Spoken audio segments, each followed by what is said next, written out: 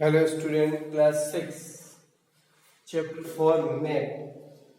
कल हमने मैप के बारे में पढ़ा था और फिर उसके अंदर आया था कंपोनेंट्स ऑफ मैप, जिसके अंदर था distance, directions and the symbols. मतलब एक मैप के अंदर कौन कौन से कंपोनेंट्स होते हैं, वो ये तीन जो है वो एसेंशियल और इम्पोर्टेंट कंपोनेंट्स है। और ये इनकी जरूरत हमें क्यों पड़ती है, why we need these components and what kind of interface these components have in the map. So this is a example of we have a lot of example about the distance and the directions and the symbols. So we will come on it later. And now we start with the directions. हम distance से start करेंगे. Clear? First distance, not directions. First distance. Maps are drawings which reduce the entire world or a part of it to fit on a sheet of a paper. Map को इस तरीके से बनाया जाता है कि पूरे दुनिया को या उसके किसी एक भाग को पेपर की एक शीट पर जो है वो हम सिंक्रोनाइज करके बता सके, ये मैप कहलाता है।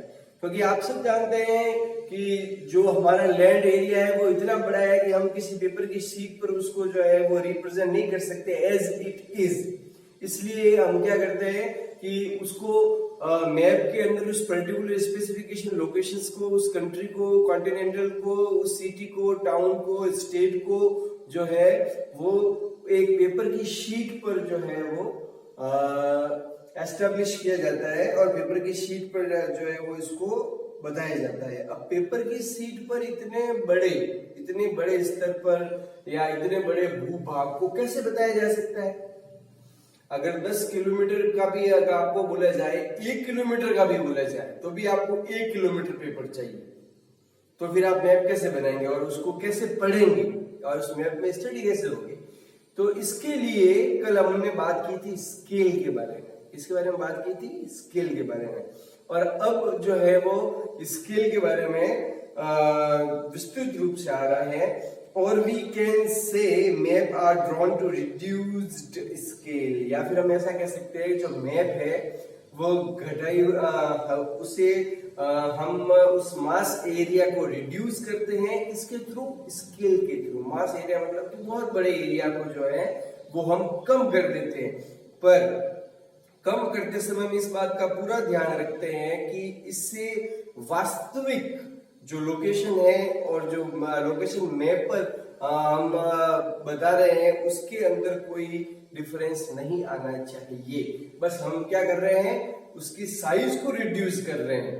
Then but this reduction is done very carefully. और जो हम इस तरह से घटाते हैं ये पूरा डिस्टेंस, तो उसके समय हम ये बहुत ध्यान रखते हैं कि so that the direction between the place is real, कि उन दो या किन्हीं दो बिंदुओं के बीच में point A and then point B के बीच में अगर 100 किलोमीटर है तो वो 100 किलोमीटर ही मैप में शो होना चाहिए। इसके लेते समय हम इस बात का पूरा ध्यान रखते हैं।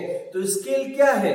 स्केल केवल दी गई दूरी को रिड्यूस करने का, कम करने का, घटाने का एक प्रोसेस है। और वो कैसे होता है अभी बताते हैं। Clear? So it can only be possible when a small distance on a paper represent a large distance, and it can only be possible, ये तभी संभव हो सकता है when a small distance on a paper represent a large distance, जब paper के एक छोटे से पेपर के एरिया के अंदर हम एक बहुत बड़े एरिया को रिप्रेजेंट करें। Clear? So distance on the ground and the possible when the distance on the paper represent a large distance on the ground, वो ग्राउंड के अंदर जो लार्ज डिस्टेंस है उसको हम पेपर के अंदर दिए गए या फिर जो पेपर का एक शीट है वो उस एरिया के अंदर ही हम इतने बड़े एरिया को रिप्रेजेंट अगर कर पाए तो इसका मतलब हमने सही स्केल को लिया है, स्केल को सही तरीके से यूज किया है। So therefore a scale is chosen for this purpose, इसीलिए जो है मतलब एरिया को रिड्यूस करने के लिए लार्ज स्केल पर जो ग्राउंड पर डिस्टेंस है उसको रिड्यूस करके एक पेपर पर लेने के लिए क्या करते हैं हम लोग, स्केल लेते हैं। क्लियर? अब scale is the ratio, scale एक अनुपात है, रेशियो है बिटवीन द एक्चुअल डिस्टेंस, वास्तविक डिस्टेंस, जैसे ये 100 किलोमीटर है, बिटवीन द रियल डिस्टेंस, और scale is a ratio between the actual distance on the ground and distance shown on the map। मतलब मैप के अंदर जो डिस्टेंस दे रखा है ए और बी का, मैप के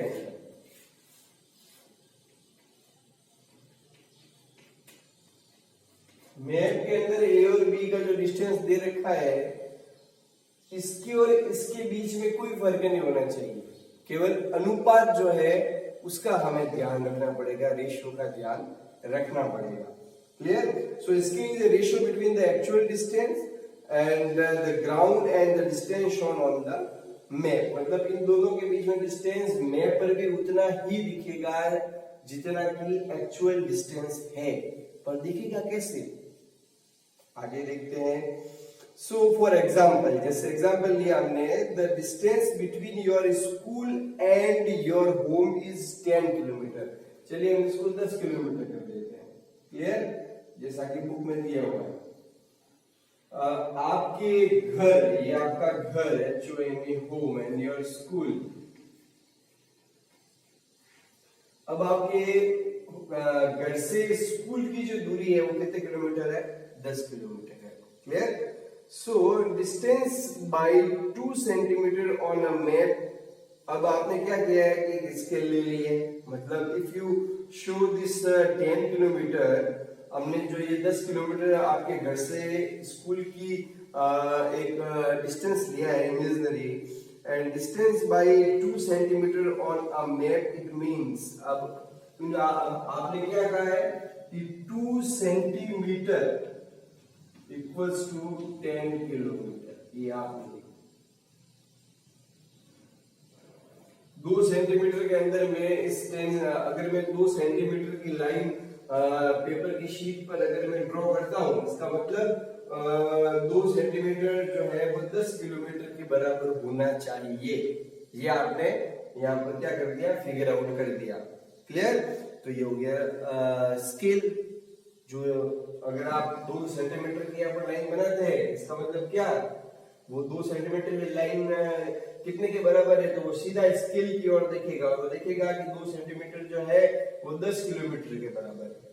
इसका मतलब क्या, इसका मतलब ये कि 1 सेंटीमीटर कितने के बराबर हो गया, 1 सेंटीमीटर इसका आधा, जस्ट 5 किलोमीटर के इक्वल हो गया। तो स्केल इसमें क्या हो गई कि 1 सेंटीमीटर इक्वल्स टू 5 किलोमीटर। मतलब 1 सेंटीमीटर अगर आप ड्रॉ करते हैं लाइन तो वो कितनी होगी, 5 किलोमीटर। क्लियर? वापस देखते हैं एक बार। So that if you show this 10 kilometer distance by 2 centimeter on map, it means 1 centimeter map will be show 5 kilometer on the ground. The scale of your drawing will be 1 centimeter equals to 5 kilometer. ये आपकी scale हो जाएगी 10। ऐसे scale is very important in any map. Scale जो है वो हर map में बहुत इंपॉर्टेंट है। क्यों? क्योंकि आप एक लार्ज स्केल एरिया को पेपर की शीट पर रिप्रेजेंट कर रहे हैं। You will be able to calculate the distance between any two places on a map. Map पर आप किन्हीं भी 2 स्थानों के बीच की दूरी को कैलकुलेट कर सकते हैं। किसके थ्रू? स्केल के through. Very good. When a large area like continent, जब हम बहुत बड़े बड़े महाद्वीप और कंट्री या किसी कंट्रीज को has to be shown on a paper, अगर हम पेपर पर शो करते हैं तो हम क्या करते हैं, then we use a small scale। हम स्मॉल स्केल को यूज करते हैं। For example 5 centimetre on the map shows 500 kilometre. अगर 5 सेंटीमीटर के मैं लाइन को ड्रॉ करता हूं, उसका मतलब 500 किलोमीटर होने चाहिए। Of this ground it's called small scale map. ये स्मॉल स्केल मैप कहलाते हैं। But when a small area like, जब छोटा एरिया होता है, जैसे कोई विलेज हो गया या कोई टाउन जैसे बालोतरा हो गया, इसका मैप अगर हम लेंगे, is to be shown on the paper, we use a large scale। हम बड़ी स्केल लेंगे। कैसे? 5 centimetre on the map shows 5 metre only. तब एक जगह जहां पर 5 किलोमीटर 5 सेंटीमीटर 500 किलोमीटर के बराबर है। क्लियर? और अब क्या हो रहा है कि वही 5 सेंटीमीटर केवल जो है वो 500 मीटर के एरिया को ही शो करेंगे। तो इससे क्या होगा कि उस एरिया के हम ब्रीफ नॉलेज को गेन कर पाएंगे। क्लियर? बड़े ब्रीफ नॉलेज मतलब कि हम उसके बारीकी से उसका अध्ययन कर पाएंगे। So only on the ground it is called a large scale map, और इसको लार्ज स्केल मैप कहते हैं। Large scale map give more information than small scale maps, क्योंकि जब आप 500 किलोमीटर खाली 5 सेंटीमीटर के अंदर ही शो कर देते हो, तो उसके अंदर आप जो है वो minerals, populations, rain, forest, vegetations, wild life और इन सबको क्या आप शो कर सकते हो? नहीं कर सकते हैं ना। पर वही 5 सेंटीमीटर को के अंदर अगर आप केवल 500 मीटर ही शो कर रहे हैं, तो आप काफी सारी जानकारी उसके अंदर शो कर सकते हैं। Clear? So now the direction,